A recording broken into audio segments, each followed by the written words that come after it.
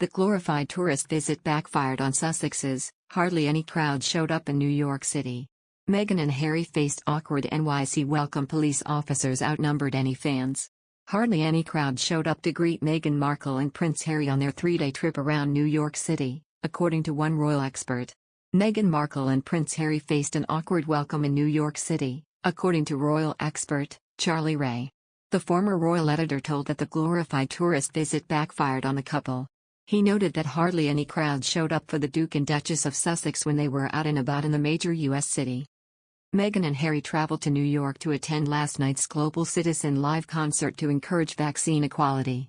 The couple raised eyebrows after meeting with New York Governor Kathy Hochul, New York City Mayor Bill de Blasio, and UN Deputy Secretary General Amina Mohammed, despite no longer holding an official diplomatic role. The tour sparked controversy since the couple no longer represent the Queen overseas, having left the working royal family to pursue financial independence in the U.S.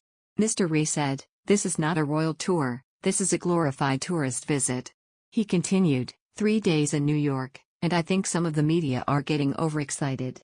There are hardly any crowds there in any of the photos. There are more NYPD officers than anyone else.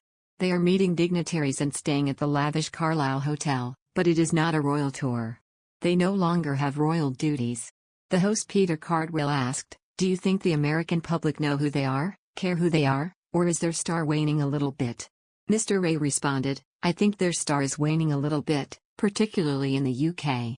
In the US, I think they are still quite popular. The Americans have always wanted their own royal family." The couple will make their first joint public appearance since the birth of their daughter Lilibet in June at the 24-hour star-studded global TV event Global Citizen Live in Central Park. And according to friends, they can't wait to explore the Big Apple with one another in the romantic fall, reports Page 6. It's also reported that Meghan and Harry will be making the trip to New York alone with their children, 2-year-old Archie and 3-month-old Lilibet staying at home in California.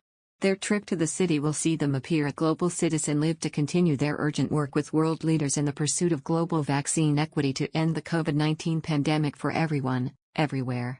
The event organizers also call them two of the strongest voices on vaccine equity. Both Harry and Meghan have spoken out about vaccine equity in the past, and in May, Harry made an appearance at Vax Live, a concert in California to promote the sharing of vaccines. The couple has also previously written an open letter to the chief executives of pharmaceutical companies like Pfizer, Moderna and AstraZeneca, urging them to redouble their support for the UN-sponsored COVAX program. Their appearance at the event also will mark Meghan's first public engagement since Lilibet was born on June 4. The couple were expected to return to their California home after the concert last night after 3 days away from their 2 children. The aim of last night's concert was to urge rich countries to share 1 billion doses of COVID vaccines with the nations that are struggling most with the pandemic.